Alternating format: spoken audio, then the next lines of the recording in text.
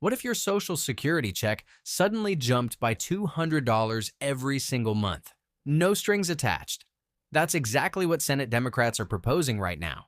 And if it passes, it could impact millions of Americans almost overnight.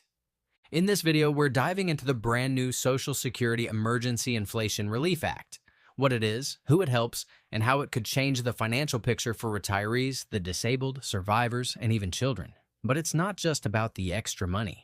There's a much bigger debate about whether this short-term relief is worth the long-term cost. Stick with us to the end to get the full picture, including the pros, the cons, and what this means for the future of Social Security itself. Welcome to Financial Area, where we break down the financial news that matters most to you. If you find this video helpful, make sure to hit like, subscribe, and ring the bell so you never miss an update. The Social Security Emergency Inflation Relief Act is a newly introduced proposal backed by key Senate Democrats, including Chuck Schumer, Elizabeth Warren, and Ron Wyden. At its core, this legislation is designed to offer immediate financial support to millions of Americans who rely on Social Security as their primary or sole source of income.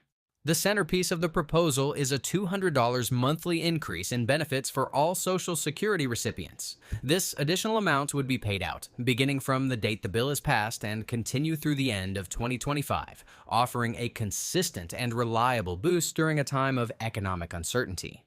This isn't a targeted benefit for just one group of recipients. It would apply across the board. That means retirees, individuals with disabilities, surviving spouses, children who qualify through a deceased or disabled parent, and current spouses receiving benefits would all be eligible for the increase.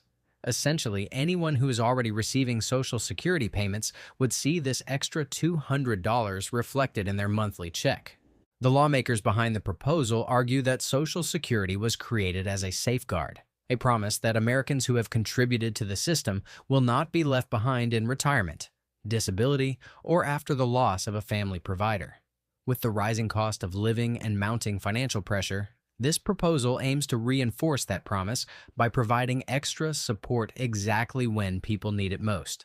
The proposal for a $200 monthly increase in Social Security benefits is rooted in a growing concern about the relentless impact of inflation on fixed-income households. Over the past few years, the cost of living has continued to rise, with essential expenses like groceries, housing, utilities, and healthcare taking up a larger share of people's limited budgets.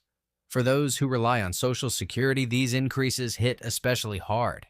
Even with annual cost of living adjustments, or COLAs, many beneficiaries report that their monthly checks simply aren't keeping up with real-world inflation.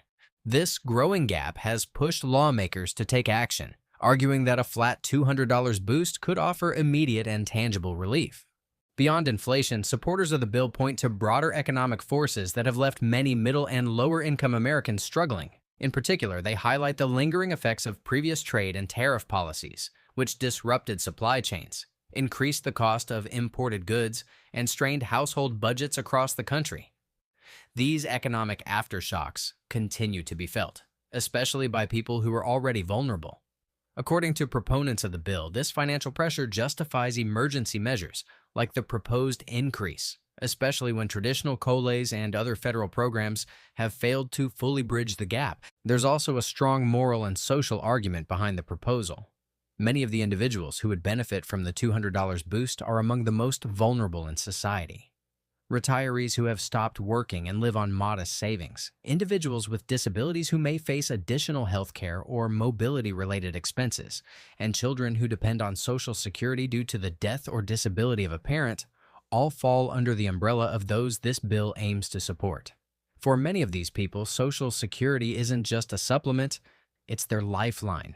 Lawmakers pushing for the increase emphasize that this legislation is about more than economics. It's about fulfilling the original mission of Social Security, which is to prevent poverty and provide dignity for those who can no longer fully support themselves through work. The proposed $200 increase in Social Security benefits represents a significant financial boost for millions of recipients, and when you break down the numbers, it's easy to see just how impactful it could be. As of 2025, the average monthly benefit for retirees is around $1,976, meaning a $200 increase would amount to a 10.1% rise in their monthly income. This is well above the typical annual cost of living adjustments, which are often much smaller, especially during years of moderate inflation. For many, this extra $200 could provide much-needed relief for everyday expenses, allowing them to cover rising costs for utilities, food, and healthcare without dipping further into savings or facing financial strain. However, the $200 boost isn't just a small bump for those on the lower end of the benefit scale. Even individuals receiving the maximum Social Security benefits would see a meaningful increase. For example, someone retiring at age 62 could currently receive more than $2,800 a month, and under this proposal, they would see an additional $200 per month. For those at full retirement age who receive around $4,000 a month, the increase would still make a noticeable difference, bringing their monthly income up to $4,200. For those who delay retirement until age 70, when benefits can exceed $5,100 per month, the $200 boost would still be a substantial improvement, enhancing their financial security.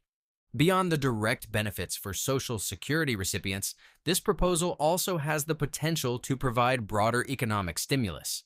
Recipients of Social Security benefits are often on fixed incomes, meaning that extra money is likely to be spent quickly on essential goods and services.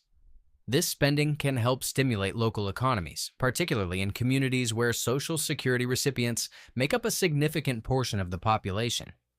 The infusion of cash could support businesses that rely on consumer spending, from grocery stores to healthcare providers, and help maintain the economic stability of areas heavily dependent on fixed-income households.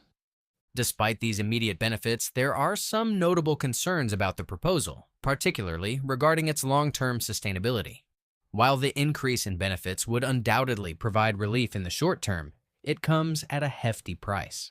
The estimated cost of the $200 monthly increase is around $14 billion per month, or roughly $168 billion per year.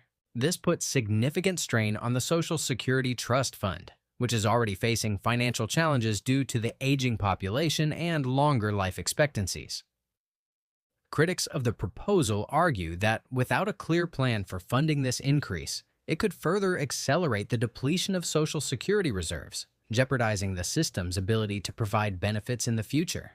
The fact that the increase is only set to last until the end of 2025 adds to the concern. While it offers valuable relief in the short term, recipients might face an abrupt loss of income once the boost expires. This could create an income cliff, where beneficiaries find themselves suddenly back to pre-increase levels of benefits, potentially throwing their financial planning into disarray. The temporary nature of the increase also raises questions about whether this is a band-aid solution rather than a sustainable fix for the deeper issues facing Social Security. In addition to the financial concerns, there are questions about the fairness and equity of the proposal. Some critics argue that a blanket increase, regardless of individual circumstances, might not be the most effective way to target those in greatest need. For example, a $200 increase might be more beneficial to someone with a lower benefit amount, but less so for those who are already receiving larger payouts. Others argue that more targeted approaches, such as expanding means-tested assistance for the most vulnerable, might be more effective in addressing the root causes of poverty among seniors and disabled individuals. Ultimately, the debate over this proposal reflects a larger conversation about the future of Social Security itself, how to balance the system's immediate needs with its long-term solvency. While the $200 increase could provide much-needed relief, especially in the face of rising inflation and economic uncertainty, it also raises difficult questions about the sustainability of such measures and the financial health of the program for future generations.